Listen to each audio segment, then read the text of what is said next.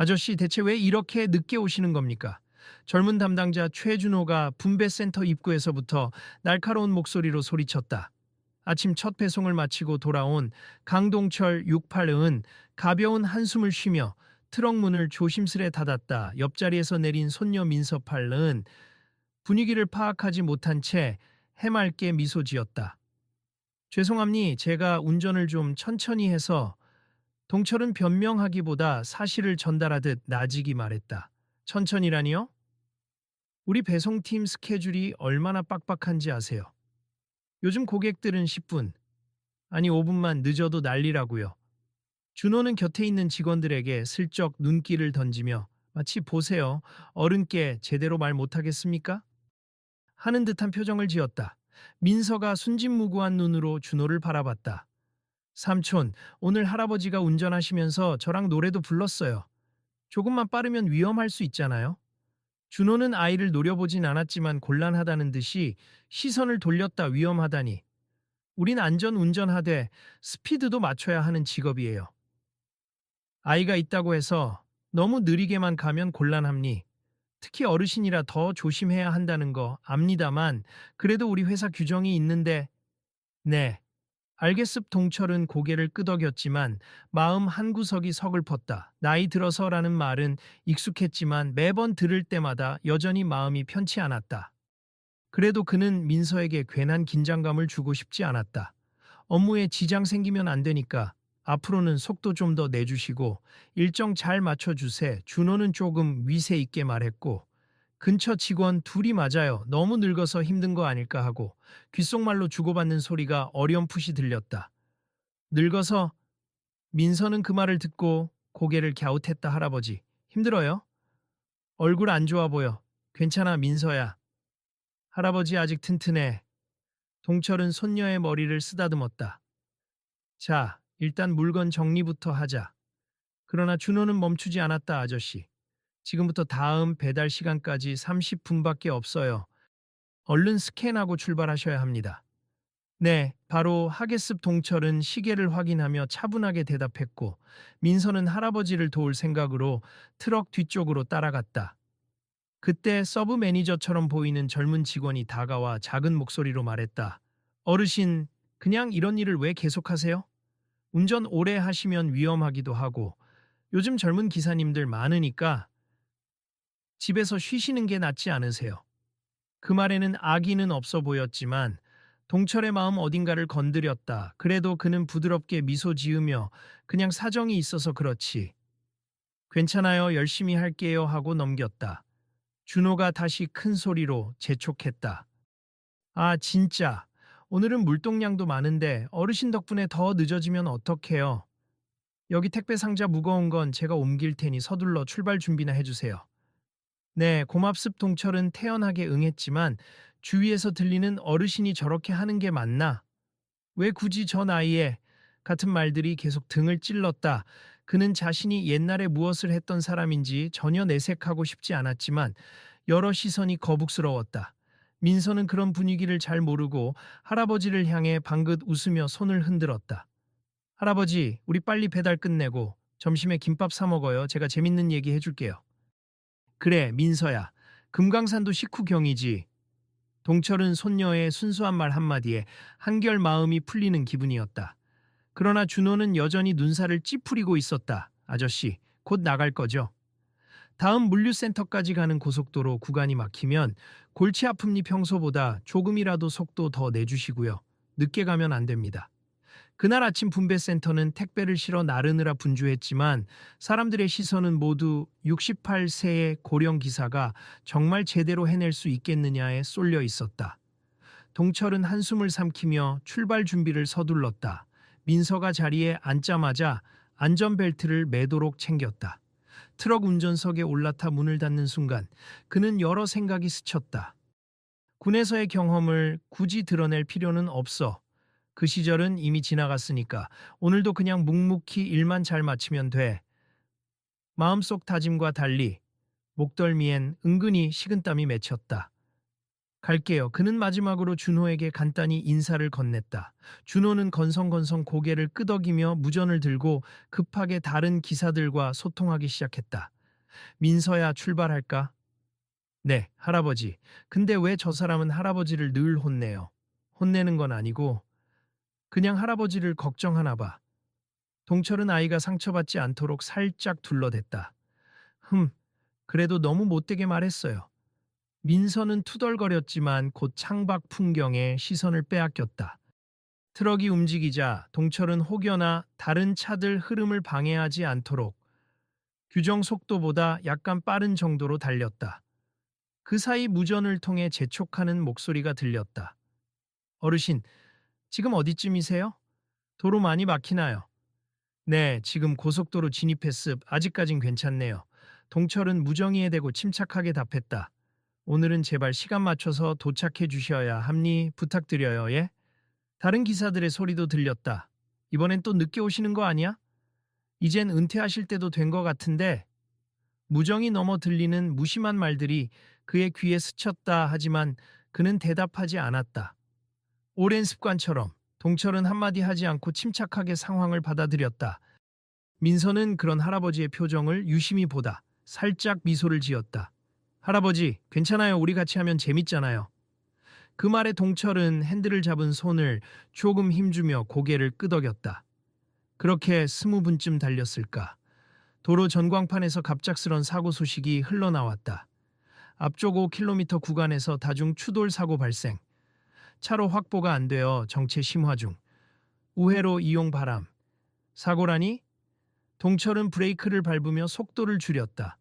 민서는 창문 밖을 살폈지만 아직 사고 현장은 보이지 않았다. 무전이 급하게 울렸다. 어르신, 앞쪽에서 사고 났다고 하네요. 어떡합니까? 돌아가려면 지금 빠져나가야 하는데. 그때 차들이 이미 바깥 차선으로 몰리며 혼란스러운 모습이었다. 일부 차량은 갓길로 급하게 빠지려 하고 경적 소리가 이어졌다. 아이고, 이게 만만치 않겠는데. 동철은 여튼 한숨과 함께 무전을 받았다. 회피가 어렵네요. 제가 현장 보고 판단하겠습니다. 알겠습. 우회가 불가능하면 최대한 빨리 통과해보세. 배달 시간이 얼마 안 남았어요. 준호의 목소리는 바짝 날이 서 있었다. 어느새 앞서가던 차들이 서서히 멈춰섰고 차선 위로 연기가 피어오르는 듯했다. 민서가 놀란 눈으로 할아버지 채 불난 거예요? 하고 물었다. 잘 모르겠어. 다중 추돌이면 큰 사고일 텐데. 민서야, 안전벨트 꽉 매고 할아버지 말 잘 따라야 해. 동철의 목소리가 단단해졌다. 그 안에는 묘한 긴장감과 동시에 익숙한 결의가 섞여 있었다. 이윽고 사고 지점 가까이 다가가자 심하게 부서진 승용차 2대가 중앙 분리대 쪽에 뒤엉켜 있었다. 다른 차들은 부딪혀 멈춰 있고 파편이 도로 여기저기에 흩어져 있었다. 현장은 난장판이었고 이미 몇 명의 운전자들이 당황한 얼굴로 서 있거나 통로 한가운데를 헤매고 있었다. 잠깐만, 이거 그냥 지나가면 안 되겠는데. 동철은 길 위에 방치된 차들을 보며 속으로 빠르게 계산했다. 더 큰 2차 추돌이 일어날 위험이 높아 보였다. 그리고 아직 구급차나 경찰차가 도착하지 않은 듯했다.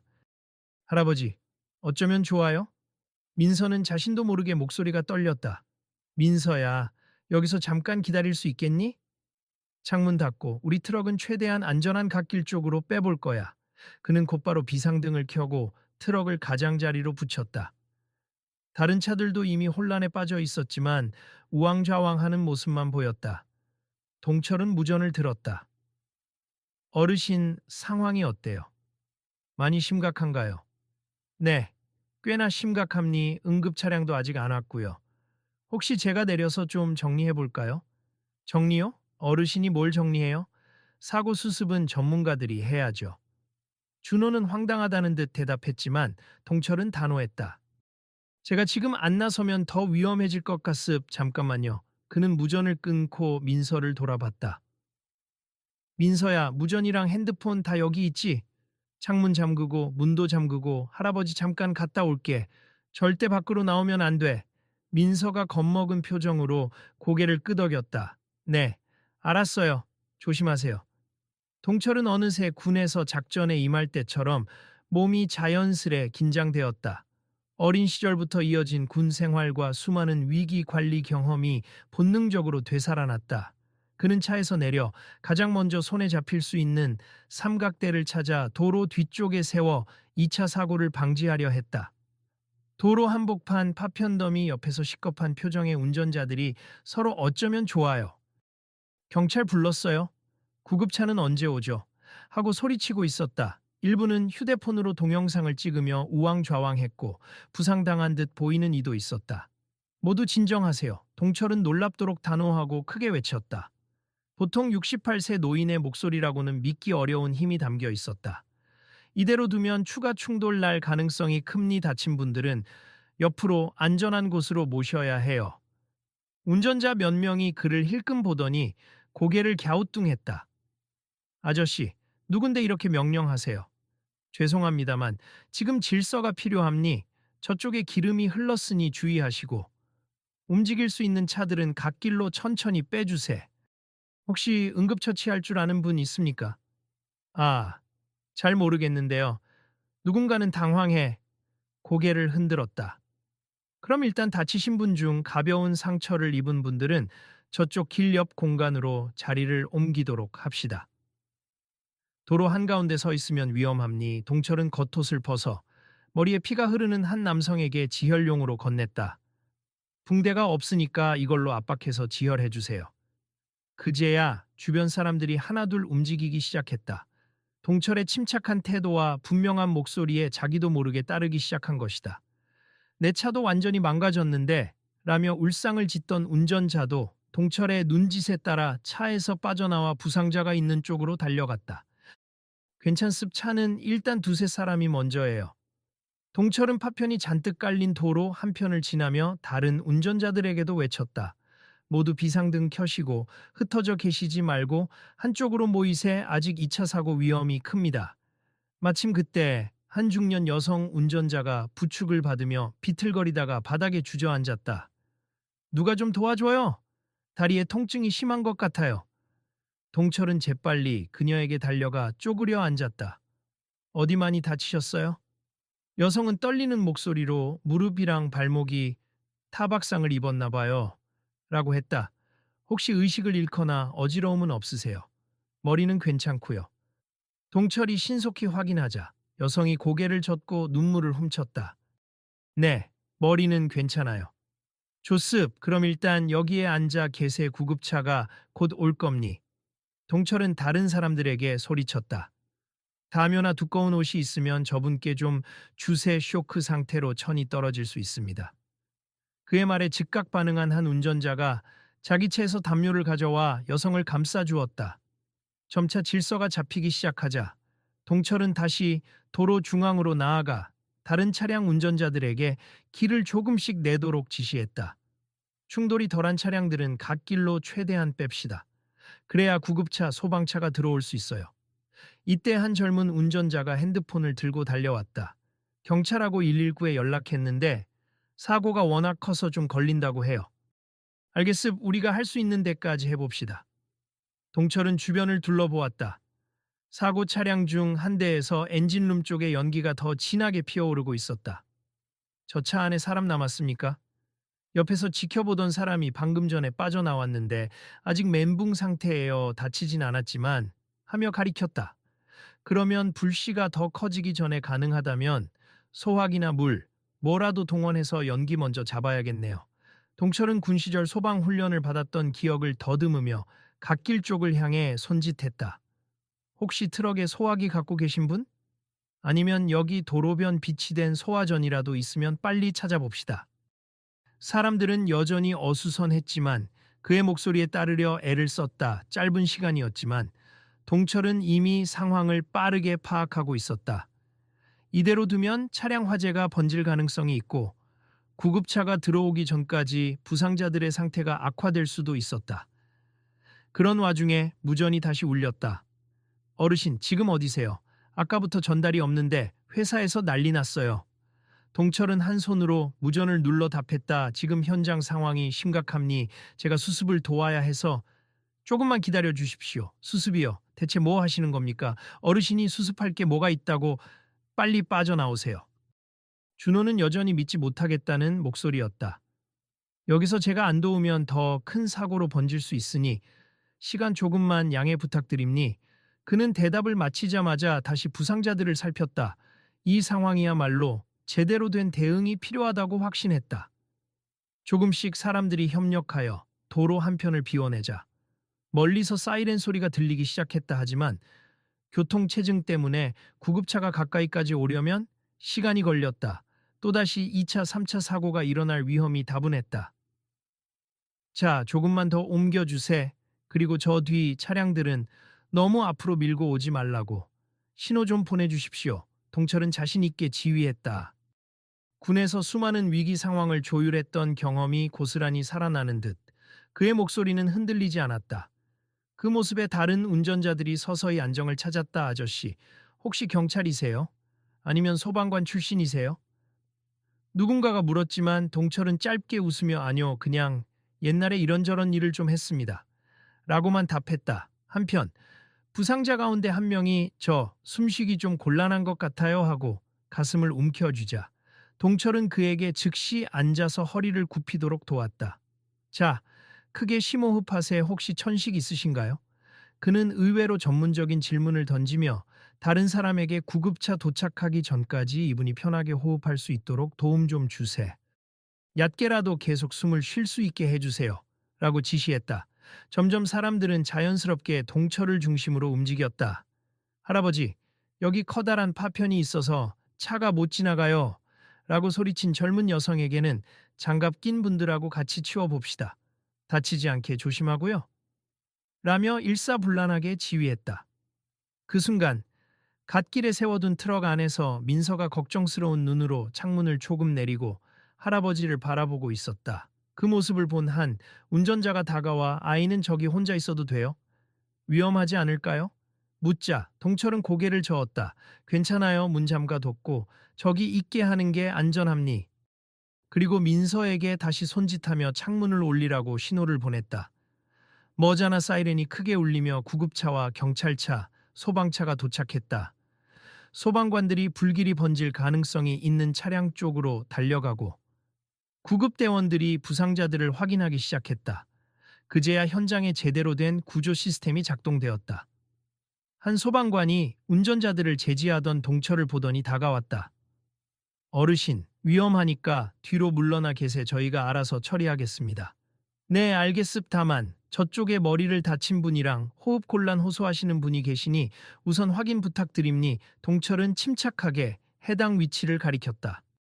소방관은 잠시 놀라더니 정보를 빨리 주셔서 감사합니. 혹시 경찰이세요? 아닙니, 그냥 조금 도왔을 뿐이에요. 동철은 싱긋 웃으며 한 발 뒤로 물러섰다. 그러자 현장에 있던 경찰관 한 명이 아까부터 지휘하시던데 경험이 많아 보이시네요.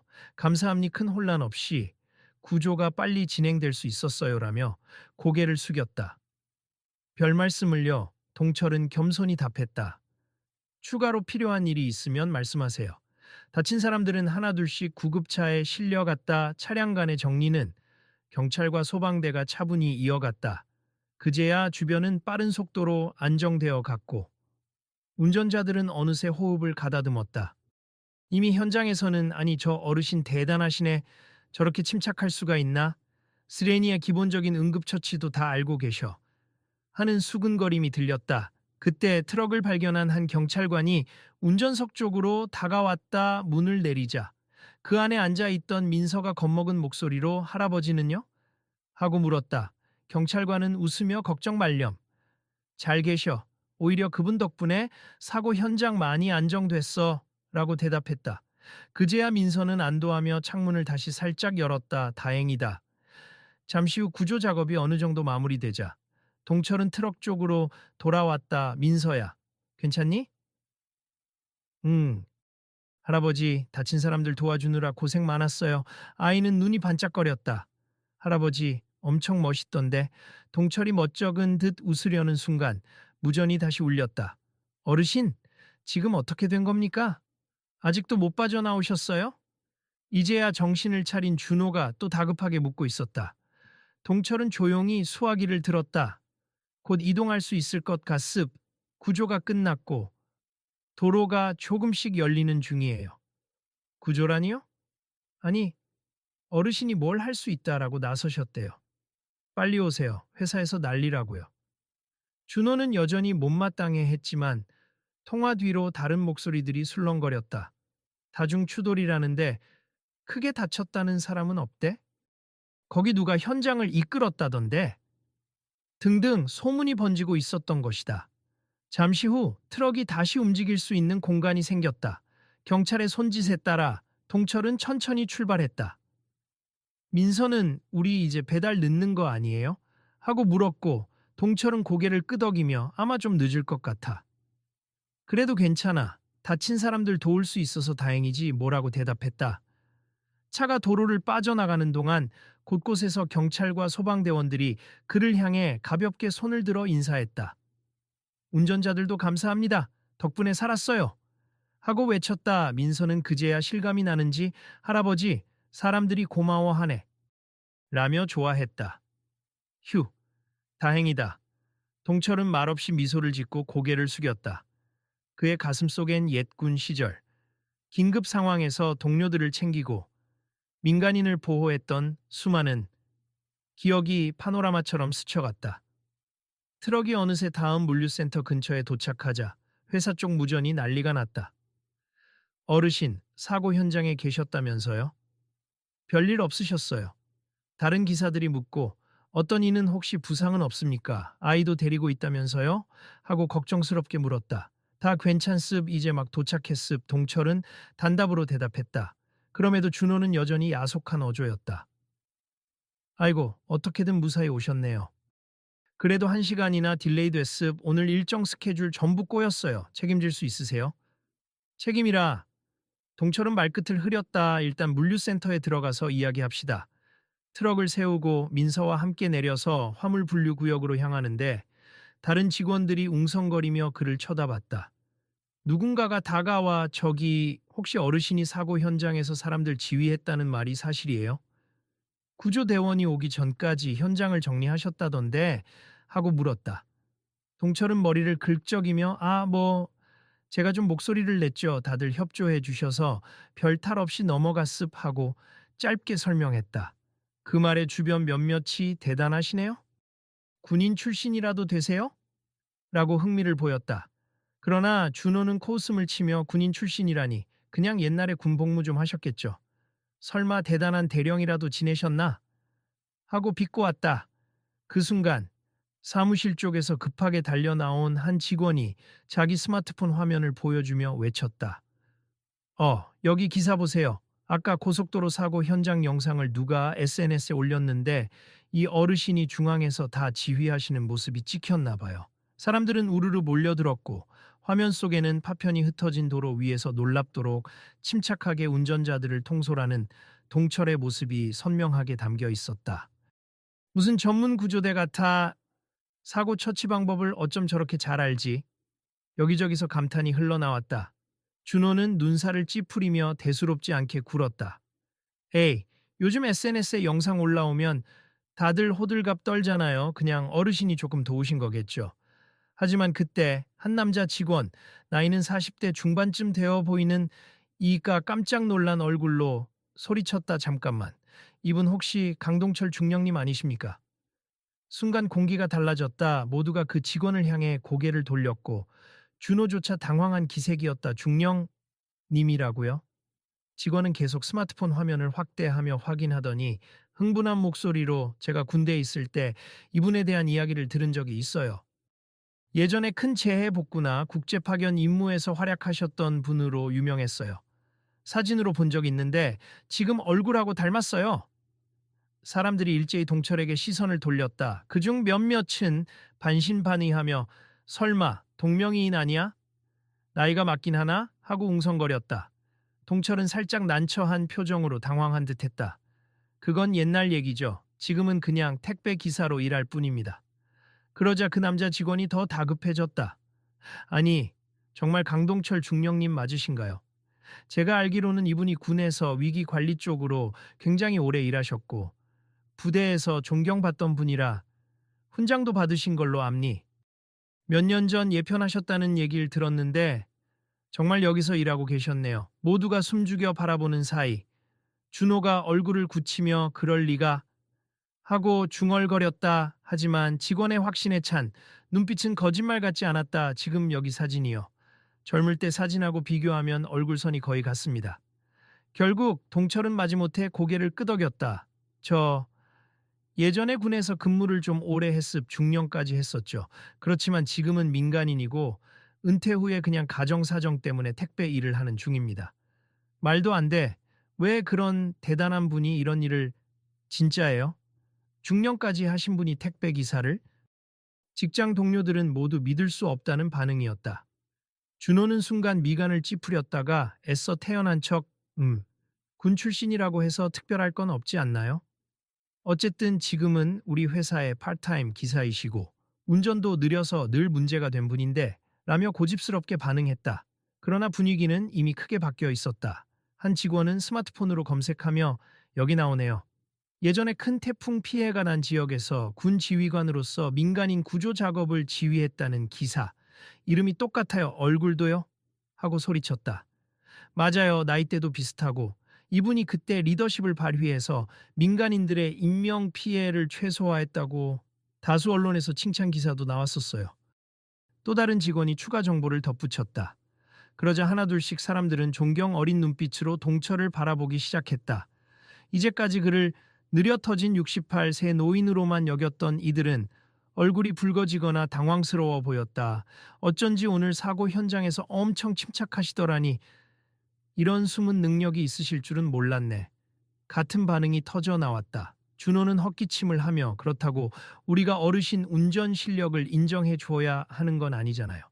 스케줄 못 맞추면 곤란한 것도 사실이고 하고 여전히 우기려 했지만 사무실 안의 분위기는 완전히 달라져 있었다.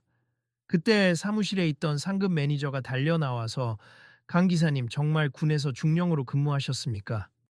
아까 그 사고 현장 상황도 굉장히 잘 처리하셨다면서요. 경찰 쪽에서 감사 연락이 왔는데 대단하십니다. 라며 한껏 흥분해 있었다.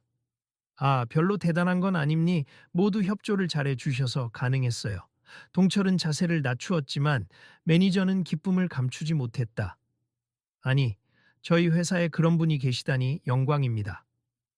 오늘 구조 활동에 대한 얘기를 내부 공지로도 돌릴 예정입니. 물론 지금은 늦게 오시긴 했지만 이건 특별한 경우잖아요. 회사 직원들은 하나같이 우와하며 박수를 쳤다. 그중에는 아까까지 수군대던 직원들도 있었다. 그럼 예, 당연히 특별한 상황이죠. 배달 시간보다 인명 구조가 훨씬 중요하죠. 민서는 신나서 할아버지 유명해졌어요. 하고 소리쳤다. 동철은 얼굴이 조금 달아올랐지만 손녀의 손을 꼭 잡았다. 이제 괜찮단다. 본격적으로 진실이 드러나면서 준호는 난처한 기색을 감추지 못했다. 그는 괜히 목소리를 낮춰 중령 출신이라.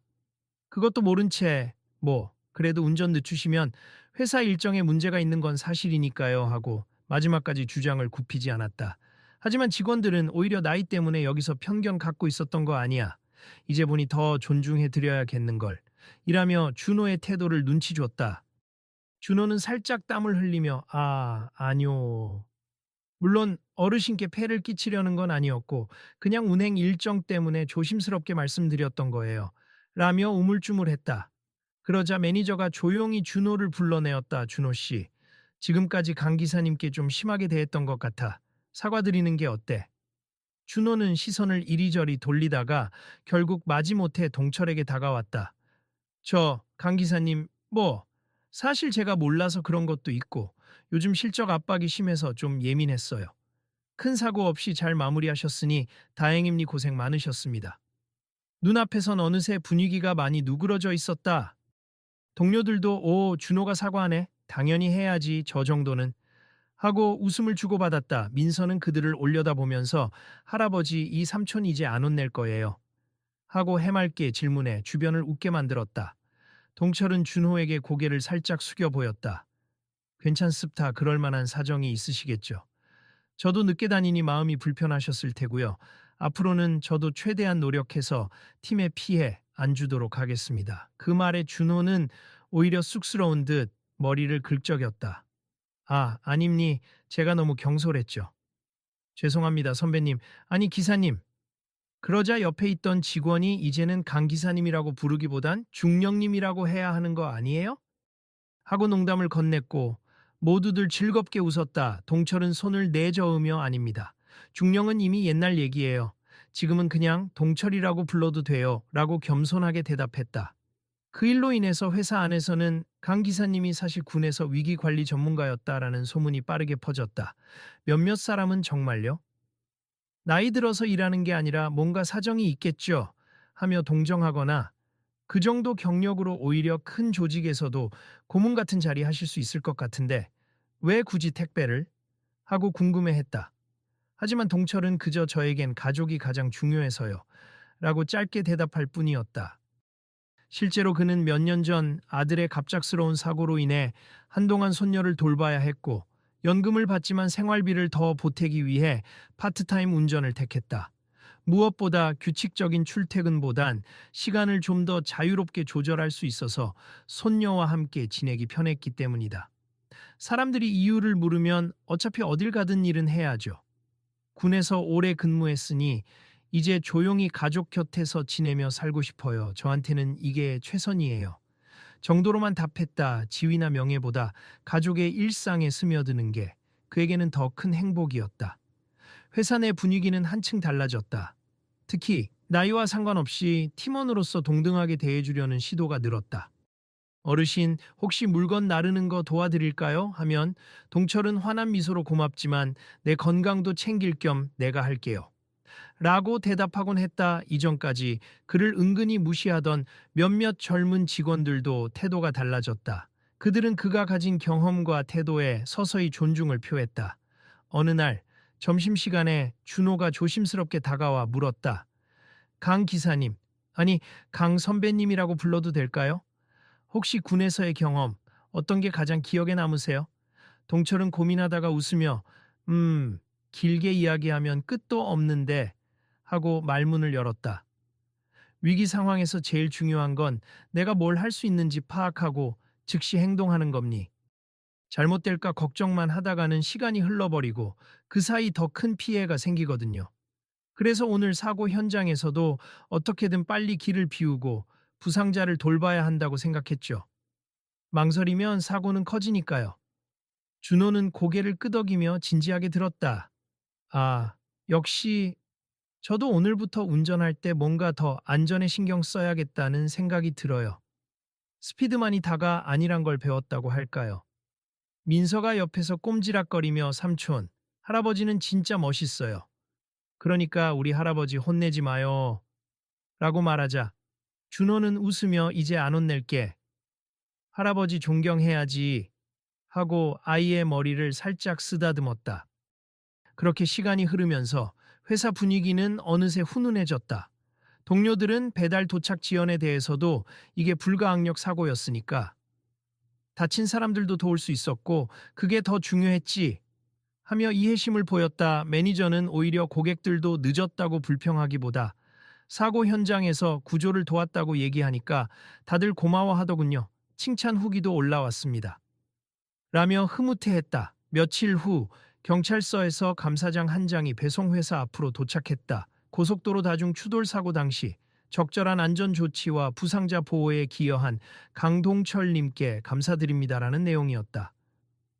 회사 사람들은 전부 모여 박수를 보냈고 준호는 그 앞에서 제가 사무실에 잘 걸어두겠습니다.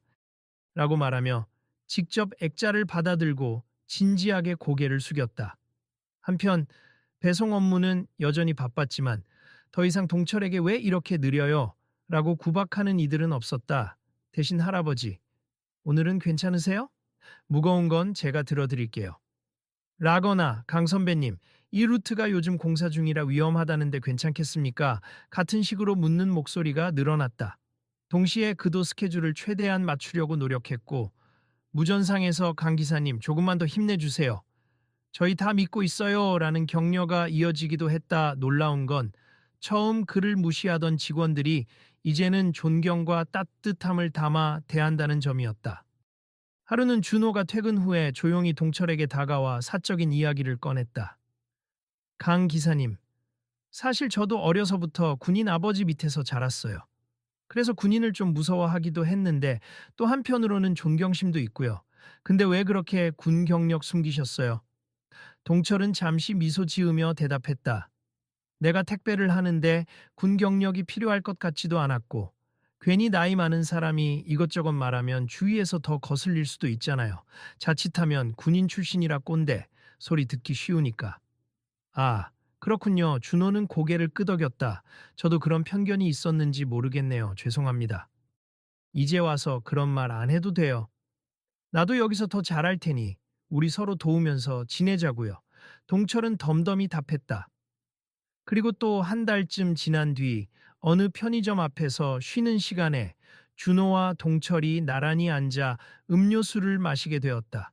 준호는 그날 사고가 없었다면 강 기사님이 어떤 분인지 몰랐겠죠. 그리고 전 계속 예민하게 굴었을 테고요. 라고 털어놓았다. 그냥 인연인 거지. 마침 사고가 났고 내가 조금 도왔을 뿐이야. 군에 있었던 시절 위기 상황에서 한 생명이라도 더 구하려고 애썼던 거랑 마찬가지였어요. 동철은 하늘을 잠시 올려다봤다. 사실 예전에는 저도 잘 몰랐어. 사람을 구하는 일, 함께 사는 일, 그런 게 나에게 정말 큰 의미인지. 그 말에 준호는 작게 숨을 내쉬었다. 저도 꽤 경쟁적인 환경에서만 일하다 보니 사람들을 능률이나 속도로만 판단하는 경향이 있었어요. 저희 아버지도 몸이 많이 편찮으신데 제가 그걸 계속 외면했다는 생각도 드네요. 시간이 된다면 부모님께 제대로 감사 인사라도 드리고 싶습니다. 서로 내면의 이야기를 주고받으며 둘은 이전과 전혀 다른 사람처럼 가까워져 있었다. 준호의 표정에는 진지한 고민이 서려 있었고 동철은 그런 그를 응시하며 우리가 각자 다른 세대지만 다 똑같이 고민하고 살아가는 존재잖아. 꼭 한번 찾아가 보세요 부모님께 하고 권했다. 네, 그래야겠어요. 감사합니다 선배님. 준호가 깊은 인사를 건네자 동철도 함께 고개를 숙였다. 마음속 장벽이 허물어진 채 두 사람은 잔잔한 동료애를 느꼈다.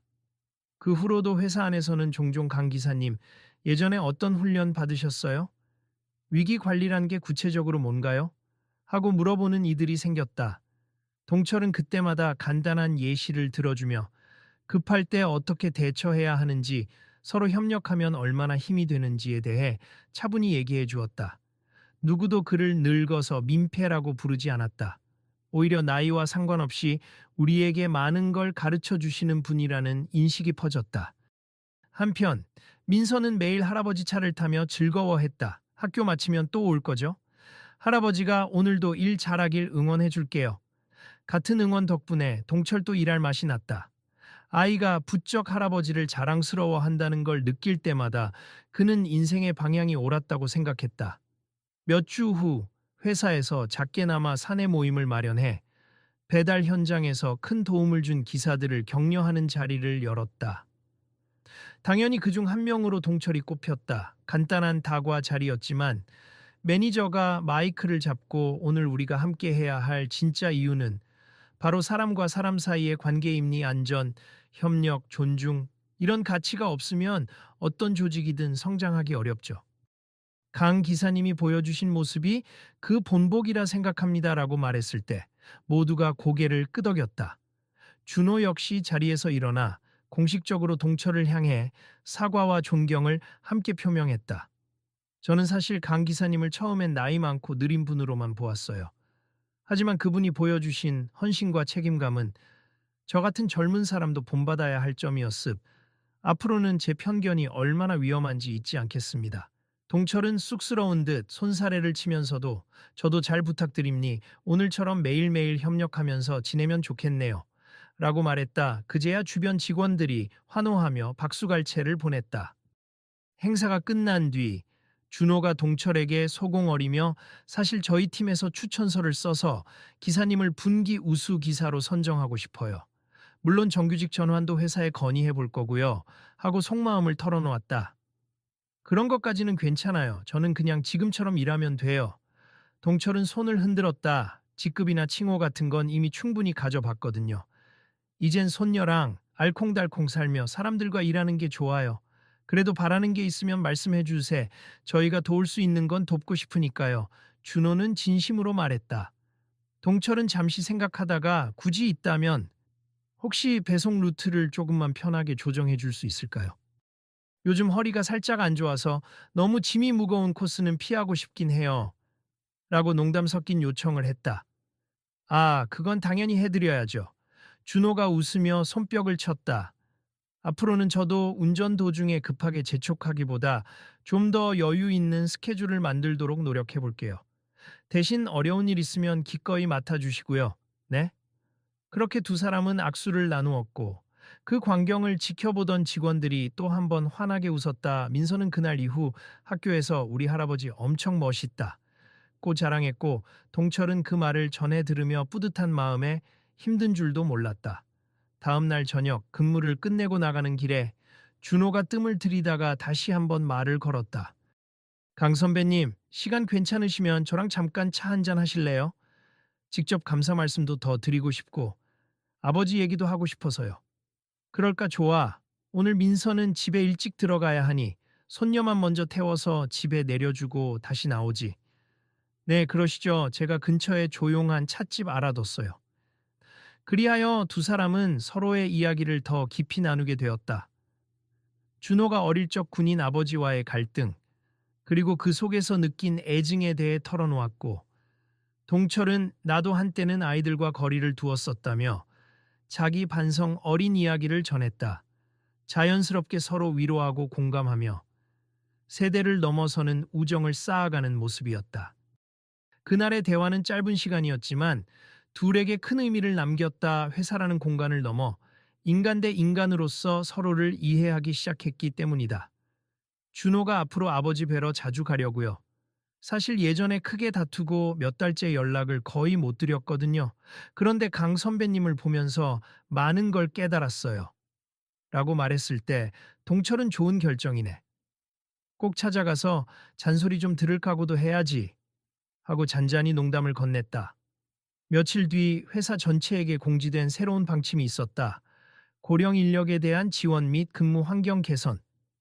이는 과거에는 생각지 못했던 변화였지만 동철의 사례가 계기가 된 듯했다. 관리팀은 우리에게 필요한 건 나이보다 경험과 책임감, 그리고 협력 자세라고 강조하며 내부 정책을 점검하기 시작했다. 그 소식을 듣고 동철은 부끄러우면서도 흐뭇한 마음이 들었다. 내가 뭘 얼마나 한다고 라고 겸손히 말했지만 모두가 이 변화를 환영했다. 예전에는 나이 많은 사람들은 민폐라는 인식이 강했지만 이제는 그 생각이 서서히 바뀌고 있었다. 어느 날 아침 출근하자마자 준호가 환하게 웃으며 달려와 강 선배님, 오늘 배달 지역은 좀 수월한 코스예요. 대신 제가 조금 더 바쁜 코스 맡았습 걱정 마세요. 라고 보고했다. 동철은 미안하게 됐네. 힘들 텐데 라고 했으나 준호는 괜찮아요. 이게 팀플레이죠. 라며 엄지손가락을 치켜 세웠다. 그렇게 택배 회사 내부는 이전보다 훨씬 서로를 존중하는 분위기가 됐고 서툴게나마 이해와 협력이라는 가치를 공유하기 시작했다. 그리고 그 중심에서 동철은 여전히 묵묵히 운전하고 있었다. 여전히 출발 전에는 민서의 안전벨트를 확인하고 도중에 너무 빠른 속도로 달리지 않도록 주의하며 다만 꼭 필요할 때는 적절히 속도를 조절해서 배달 시간을 맞추기 위해 최선을 다했다. 언젠가 준호가 무심코 물었다. 정말 군에서 중령이면 큰 명예를 누리며 편하게 살 수도 있었을 텐데요. 혹시 후회 안 하세요? 그 질문에 동철은 잠시 생각하더니 나는 지금 이 삶이 좋거든. 가족과 더 함께 할 수 있고 이렇게 너희와도 이웃처럼 지낼 수 있고 너무 바쁘고 무거운 책임이 내 어깨를 누르는 생활보다 나에게 지금이 더 행복해 라고 답했다. 행복이라. 준호는 미소 지으며 알겠습. 저도 뭔가 많은 걸 배우네요. 라고 말했다. 그렇게 시간은 흘렀고 회사에서든 도로 위에서든 강 기사님의 존재는 점점 큰 의미로 자리 잡았다. 젊은 동료들은 도로에서 마주칠 위험에 대해 그에게 조언을 구했고 상급 매니저들도 고령 인력의 가치를 재발견하며 회사 정책에 반영하려 애썼다. 마침내 어느 토요일 오후 다 함께 모여 식사하며 깔깔거리던 자리에서 준호가 잔을 들어 올리며 건배를 제안했다. 강 선배님 덕분에 우리 회사가 참 많이 바뀌었네요. 앞으로도 잘 부탁드립니다. 직원들이 술잔이든 음료수든 들어 함께 위하여 를 외쳤다. 민서는 주스잔을 들고 귀엽게 위하여를 따라했다. 모두가 미소 짓는 그 순간 지난날의 오해와 편견이 얼마나 무색했던가 싶었다. 그리고 그들을 바라보는 동철의 눈빛 속에는 살며시 맺힌 감사와 보람이 일렁였다. 이야기를 읽으신 여러분은 어떠신가요?